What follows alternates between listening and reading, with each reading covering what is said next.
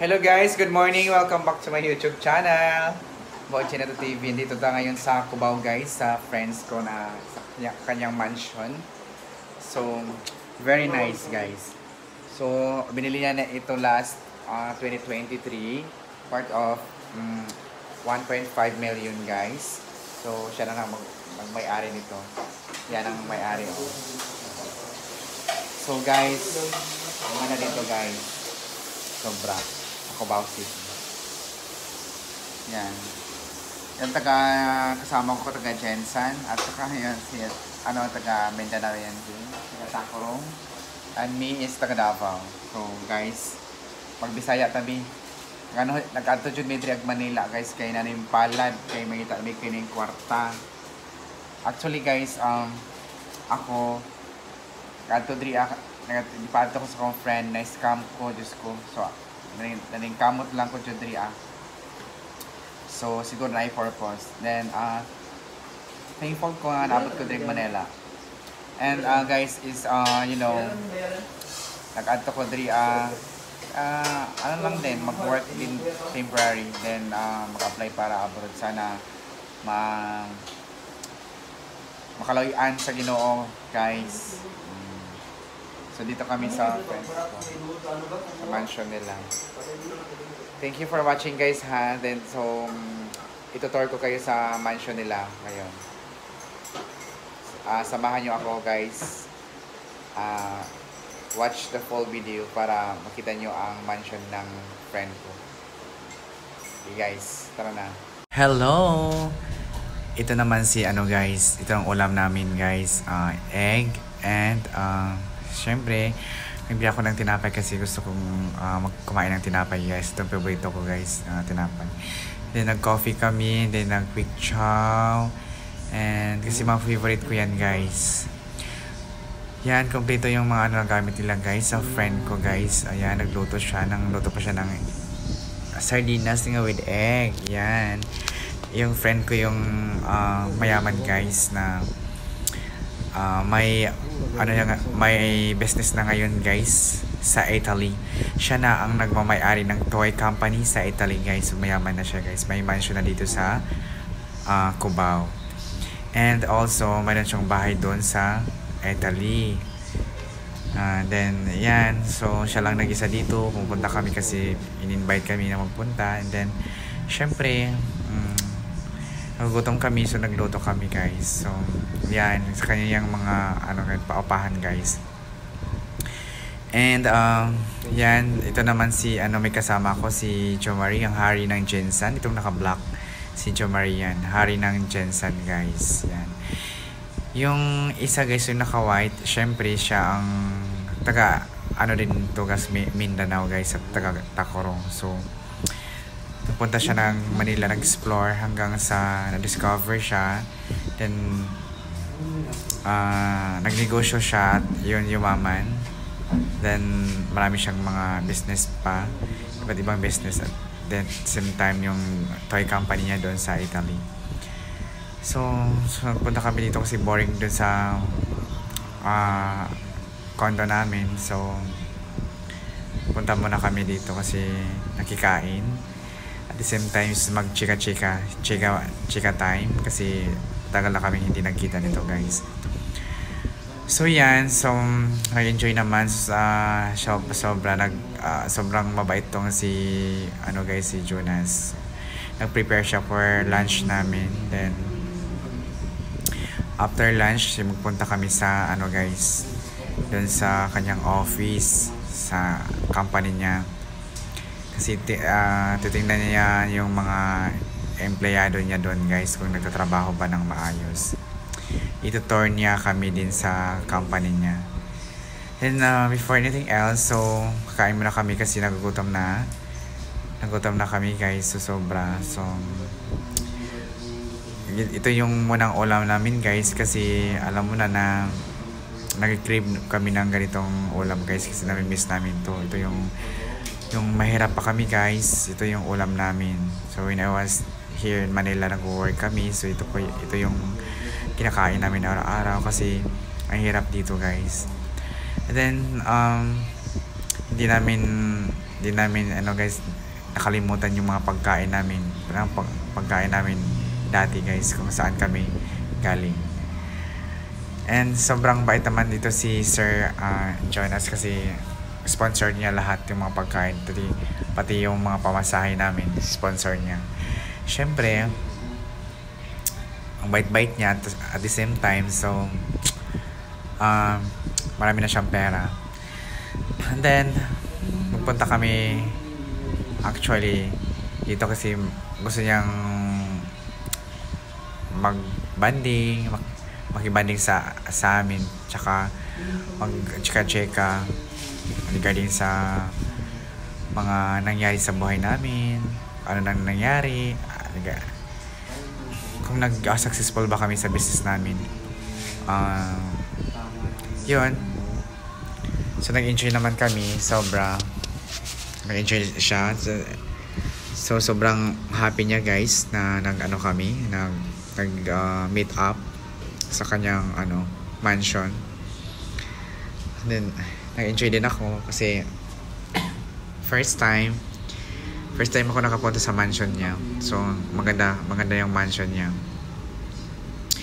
And alam mo ito guys, si Sir Jones tawag namin, sobrang bait nito guys. Kaning mapagbigay kung ikaw ay may problema, yun. Sa lahat ng mga problema, yung mga financial, sa mga kahit anong problema guys, todo support to siya. Yan.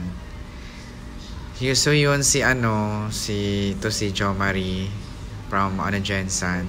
So nagpunta siya dito sa Manila is walang-wala talaga siya. And then meron lang isang tao na tumulong sa kanya na parang makatrabaho siya dito at hanggang nakapagnegosyo na. Then yumaman na din siya.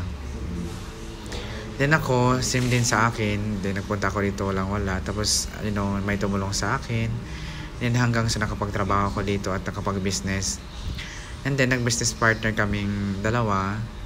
Then at the same time, so Sir Jones nag-invite sa amin para magbili kami ng mga stocks niya, mga shares niya kasi para maging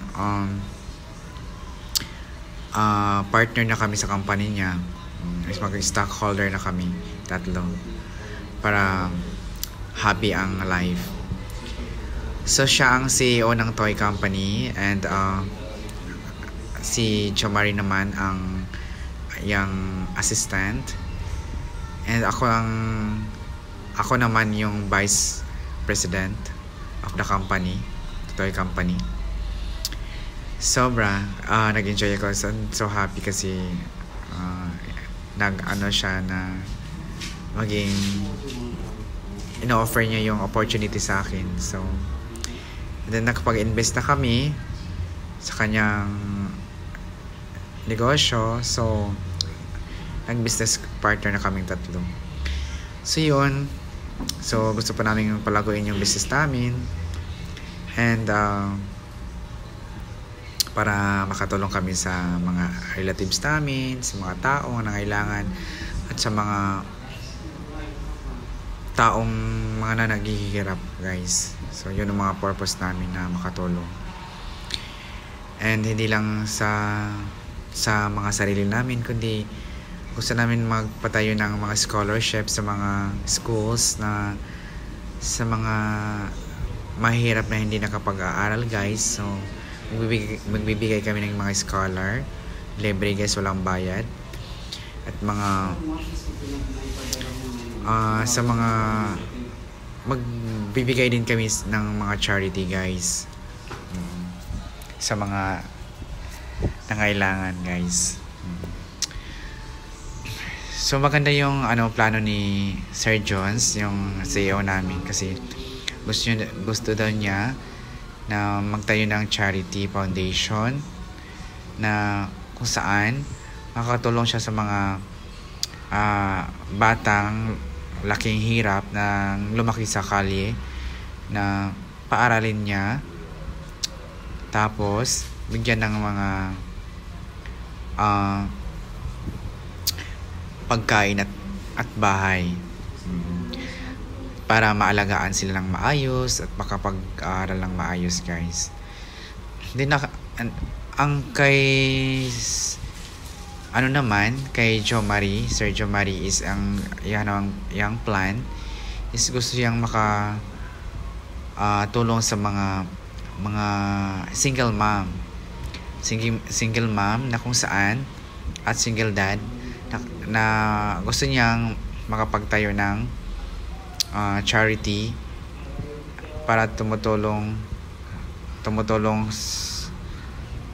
sa mga nangailangan, sa mga single parent at saka single mom, single dad, para matustusan yung mga pangailangan nila, lalong-lalo na sa kanilang mga anak, guys.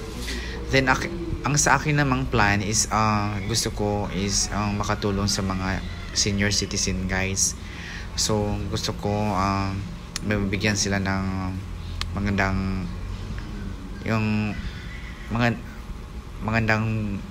buhay sa mga senior nga naghihirap. So mabigyan ko ng ayuda, bigyan ko ng mga pre-check up, mga gamot, libreng gamot, guys, na kung saan na makatulong ako sa mga senior. Kasi pag senior ka na, guys, so siyempre wala ka ng pera, so inabandon ka na ng mga anak or inabandon ka na ng mga relatives mo kasi senior ka na. So kailangan kong tulungan yung mga senior para kahit papano mayroon silang mga pagkain, mga gamot, para long life sila, guys. So ang matulong ko sa kanila, guys, is parang mag-a-add ako ng additional life na lang para magstay sila dito sa mundo, guys. Kasi mahirap pag matanda, guys, pag walang mag-alaga sa atin. Syempre pag wala tayong pera, pag matanda tayo wala nang mag-alaga. So kailangan na yun ang i-prioritize ko, guys, na makatulong sa mga senior. So diba maganda yung mga plano ko. So ito, Sir Jones is ang kanya is yung mga kabataan, then naman si Jo Marie yung mga single parent, and then sa akin is senior citizen. And guys, so nag-usap kami kung paano kami magtayo pa ng mga branch dito sa Luzon, Visayas, Mindanao, kasi we have already in the USA, Italy, and other country. So we have 8 branches sa international pa yan, ha. Then here in Luzon, Visayas, Mindanao, so nagpa-plan pa kami na mag-expand dito sa Luzon, Visayas, Mindanao. So sabi naman ng CEO ko, so kayang-kaya niya sustentuan kasi siyempre mayaman naman siya. And mayroon naman kaming mga pera sa bangko, so gamitin muna namin yun para makapag-expand kami sa Luzon, Visayas, Mindanao.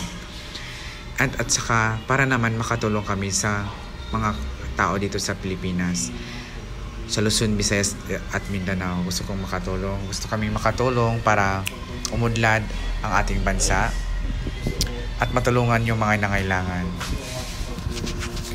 Ayan. So nag-agree naman yung CEO at saka nag-agree naman ako, and then also the aming spokesman and yung yung assistant namin. So walang problema, okay daw ang lahat. So maybe magkanda kami ng next final meeting next week para i-finalize at saka yung mga mga agenda para paprobahan namin at para i-share namin yun sa mga board members namin. And guys, sana makatulong kayo sa mga plan namin, guys. Yan. Sa mga hindi pa nag-subscribe dyan, please subscribe my YouTube channel, Boy Chinito TV, and please like and hit the notification bell para updated kayo sa lahat ng mga video na i-upload ko. Guys, thank you for watching my YouTube channel. Daghang salamat, hanggang dito lang. Bye bye.